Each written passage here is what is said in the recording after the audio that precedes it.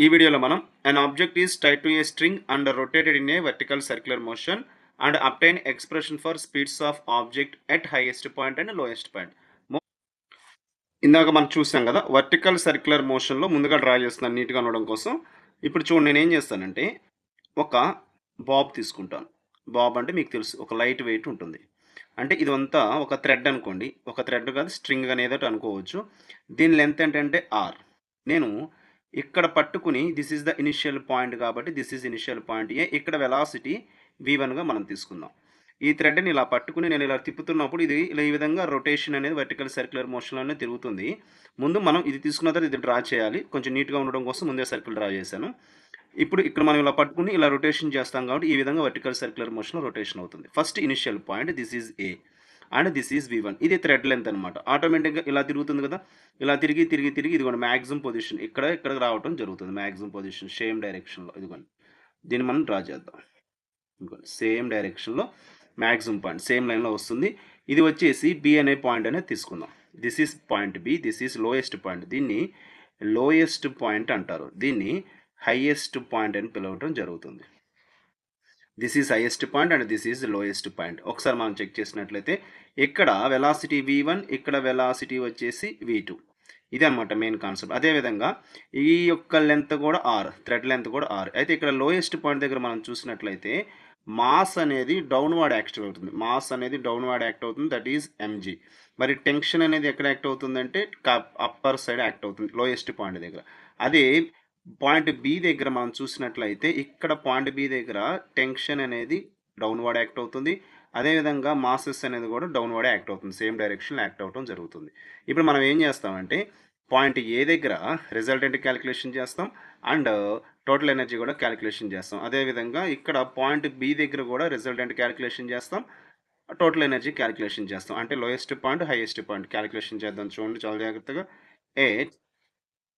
Point A at point ఏ దగ్గర resultant calculation చేస్తున్నాం. చూడండి రిజల్టెంట్ క్యాలిక్యులేషన్ చేయాలంటే యాజ్ యూజువల్ మనం ఇక్కడ ఎన్ని యాక్ట్ అవుతున్నాయి చూడండి. ఒక సైడ్ టెన్షన్ లోయెస్ట్ పాయింట్ దగ్గర అంటే ఏ, ఇక్కడ ఎంజీ యాక్ట్ అవుతుంది, టెన్షన్ యాక్ట్ అవుతుంది. ఇక్కడ మనం ఈ రెండింటిలో కంపారిజన్ చేస్తే టెన్షన్ అనేది హయ్యర్గా ఉంటుంది. సో హయ్యర్గా ఉంటుంది కాబట్టి టెన్షన్ ఇక్కడ లోయెస్ట్ పాయింట్ కాబట్టి T1 T2గా తీసుకుందాం.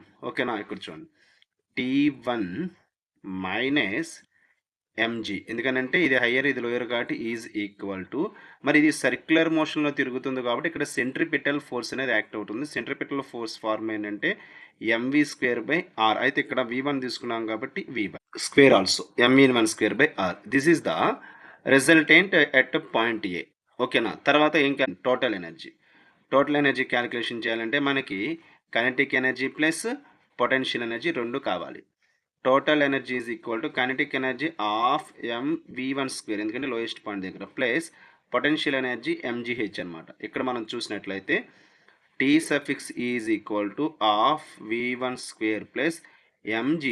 హెచ్ అంటే ఏంటంటే లోయెస్ట్ పాయింట్ దగ్గర కాబట్టి, లోయెస్ట్ పాయింట్ దగ్గర హైట్ ఉండదు కాబట్టి హెచ్ ఇస్ 0. ఇప్పుడు మనకి టోటల్ ఎనర్జీ ఏమొస్తుందంటే ఆఫ్ mv1² ప్లస్ 0. అప్పుడు final total energy is equal to of m1v1². ఇది ఎట్ పాయింట్ ఏ దగ్గర. అదేవిధంగా మనం ఎట్ పాయింట్ బి దగ్గర మనం చెక్ చేద్దాం. ఇక్కడ కూడా రిజల్టెంట్ క్యాలిక్యులేషన్ చేద్దాం. రిజల్టెంట్ ఫోర్స్ అనేది క్యాలిక్యులేషన్ చేయడం జరుగుతుంది. రిజల్టెంట్ ఫోర్స్ అంటారు దీన్ని కూడా రిజల్టెంట్ ఫోర్స్ అని పిలవడం జరుగుతుంది. ఇక్కడ కూడా మనం చూసినట్లయితే ఇక్కడ మీరు అబ్జర్వేషన్ చేయండి.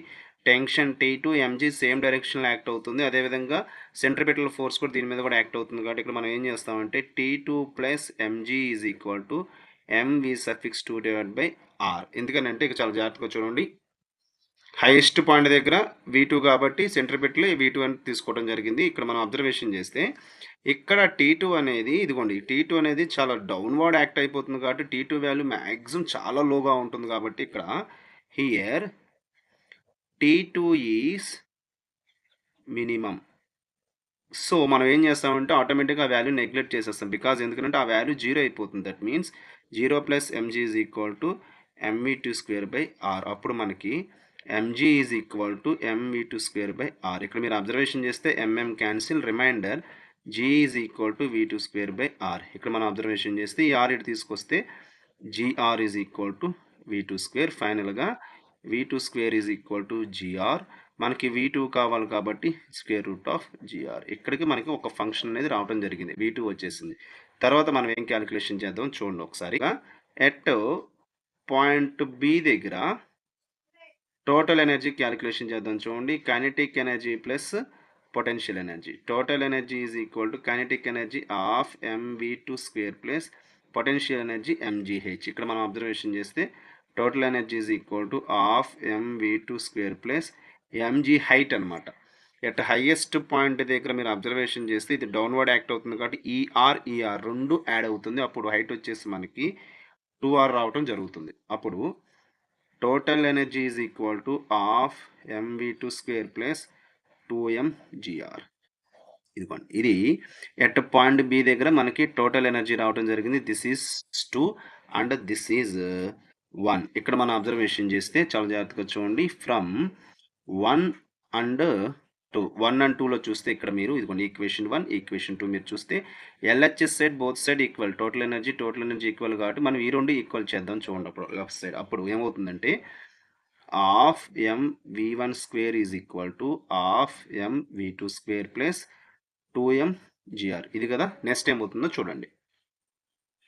ఈ స్టెప్ కదా ఉంది. ఇప్పుడు చూడండి ఏం చూస్తున్నానంటే half mv1 square is equal to half mv2 square plus 2mgr into దీన్ని నేను 2/2 చేస్తున్నా. 2తో మల్టిప్లికేషన్ చేసి మళ్ళీ 2తో డివిజన్ చేస్తున్నా. అప్పుడు ఏమవుతుందంటే ఎందుకంటే హాఫ్ m కామన్ కోసం కాబట్టి కామన్ ఫ్యాక్టర్ కోసం చేస్తున్నాం. అప్పుడు is equal to half mv2 square plus 2 into 2 4mgr into 1/2. Okay step అర్థమైంది కదా. ఇదిగోండి 2 ఇంటూ 2 4mgr ఇంటూ ఇటు వచ్చేస్తుంది కాబట్టి 1/2. ఇప్పుడు మనం దీన్ని ఏ విధంగా రాస్తున్నానంటే half mv1 square is equal to half mv2 square plus ఇక్కడ 1v2 square plus 1/2m.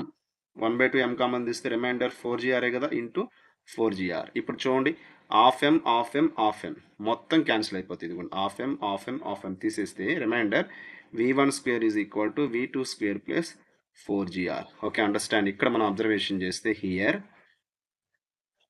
v2 square is equal already మనకి gr వచ్చింది first condition. v2 square is equal gr. ఇది ఇక్కడ వచ్చింది చూడండి కండిషన్. ఇదిగోండి v2 square is equal gr. ఈ condition మనం ఇక్కడ యూజ్ చేయడం జరుగుతుంది. అప్పుడు v1 square is equal to v2 square అంటే gr కదా, gr ప్లస్ 4gr. అప్పుడు v1 square is equal to 5gr. మనకి ఓన్లీ v1 కావాలి కాబట్టి 5gr స్క్వేర్ రూట్ ఆఫ్. ఇదిగోండి మనం అనుకున్నట్లుగా v1 వాల్యూ క్యాలిక్యులేషన్ చేసేస్తాం, అదేవిధంగా v2 వాల్యూ కూడా క్యాలిక్యులేషన్ చేయడం జరిగింది.